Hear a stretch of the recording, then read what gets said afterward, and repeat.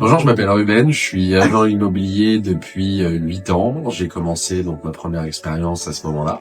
J'avais 20 ans. Entre-temps, j'ai fait plusieurs métiers, toujours des métiers plutôt commerciaux. Ce qui m'a vraiment plu plutôt dans l'immobilier et pourquoi je suis revenu vers ce métier, c'est qu'il y a vraiment un contact avec l'humain, il y a de l'échange et on réalise en fait des réels projets de vie pour les gens. Donc moi, c'est ça qui me plaît dedans par rapport à tout ce que j'ai pu faire avant. Donc avant l'immobilier, moi ce que j'ai eu comme autre expérience, ça peut être, j'étais commercial dans l'optique, j'étais côté fournisseur des opticiens au niveau des lunettes, et j'ai aussi travaillé dans le bâtiment, donc des choses qui n'ont rien à voir, mais toutes ces expériences m'ont permis de savoir que finalement ce qui me plaît vraiment, c'est l'immobilier. Au début dans ce métier, c'est possible de rencontrer quelques difficultés, notamment pour rentrer son premier mandat de vente. C'est une période qui peut être un peu longue. Ça peut être ça le plus compliqué au début quand on commence ce métier, c'est de rentrer vraiment son premier mandat de vente. Ça peut mettre 2 à 3 mois en général. Et puis par la suite, il faut réaliser la vente. Donc généralement, avant de finaliser sa première vente, ça prend en moyenne à peu près 6 mois.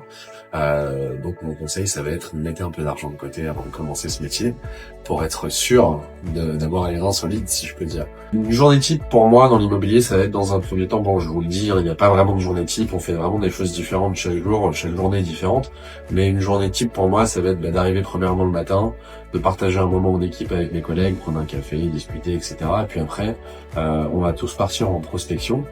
La prospection, il y a plusieurs manières de prospecter, mais généralement le matin, ce qu'on va aller faire, ça s'appelle du boitage. Donc on va distribuer des prospectus dans des boîtes aux lettres pour essayer de toucher des contacts vendeurs principalement, et essayer de rentrer des mandats de vente pour avoir des biens à proposer sur notre site internet et à notre fichier client. Ce que moi je vais préférer dans mes missions en général, c'est plutôt les estimations dans un premier temps, avoir un premier rendez-vous, premier contact avec les clients vendeurs, rentrer dans la découverte du projet, savoir ce qu'ils attendent de leur agent immobilier dans un premier temps, et puis savoir si ce que moi je vais proposer comme service, ça peut coller avec ce que eux recherchent. Donc ça va être vraiment cette première partie de découverte. Et par la suite, en deuxième temps, on va faire un deuxième rendez-vous où je reçois les clients à l'agence.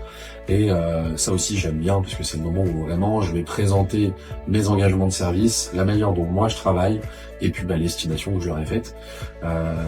Donc c'est ce que je préfère, mais c'est aussi ce qu'il y a de plus difficile en fin de rendez-vous. Ça va être de convaincre les vendeurs que le prix de leur appartement, c'est ce que moi j'ai estimé. On essaie d'estimer toujours vraiment de manière très très honnête et transparente. Donc le plus dur dans ce métier, ça va être de convaincre vos vendeurs que le prix de leur bien, c'est ce que vous allez leur annoncer. Après, pour ce qui est du travail au quotidien, moi j'aime bien travailler en équipe parce que je trouve que ça soude vraiment. Puis je pars du principe que si on travaille vraiment avec ses collègues, on va pouvoir en mettre en place plus de choses, être plus efficace que si on travaille tout seul, même si on peut aussi très bien s'en sortir tout seul. Mais moi, je vais avoir plutôt tendance à travailler en équipe. Au niveau de la relation client, par exemple, ça c'est important de toujours maintenir un échange avec les clients qu'on a en cours. Donc nous, ce qu'on va faire, en tout cas moi, c'est ce que je fais. Je fais toujours des comptes rendus de ce qui se passe quand j'ai un appartement en vente à mes clients. Quand il y a une visite, je fais un compte rendu, même si c'est négatif. Au moins, j'explique pourquoi ça n'a pas plu, et ça permet d'installer vraiment une relation de confiance avec les clients.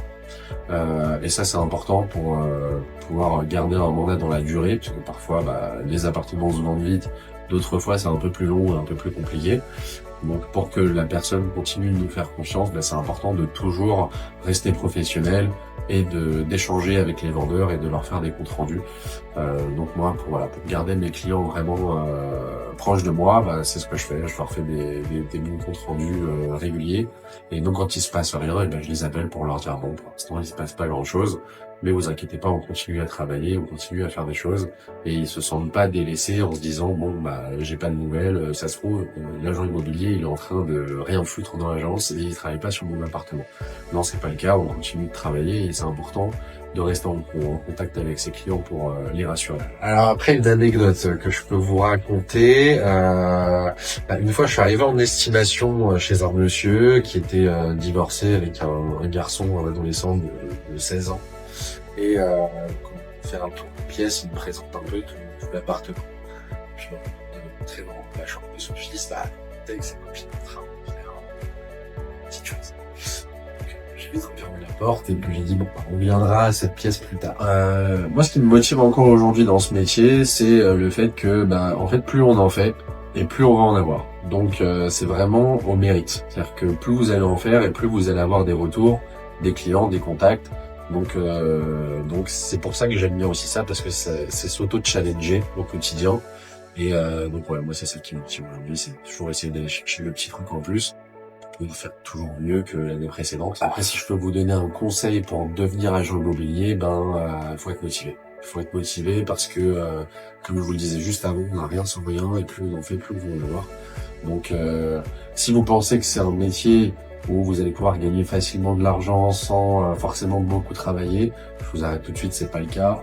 C'est vraiment un métier où faut avoir faim, faut y aller, faut se donner, et surtout faut pas lâcher même quand c'est compliqué, parce que le travail qui a été fait avant, il finira toujours par payer.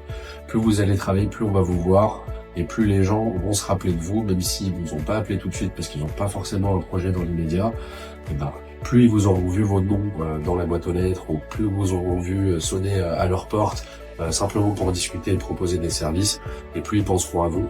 Donc voilà, vous savez, ça va être vraiment d'être motivé et d'avoir faim, parce que si vous pensez juste faire un métier pour vous ranger tranquille, c'est vraiment pas l'immobilier qu'il vous faut. Pour les années qui suivent, je pense que le métier d'agent immobilier, il va évoluer dans le sens où ça va être peut-être un peu moins chargé. Aujourd'hui, il y a beaucoup de concurrence, il y a beaucoup d'agences, beaucoup d'agents immobiliers.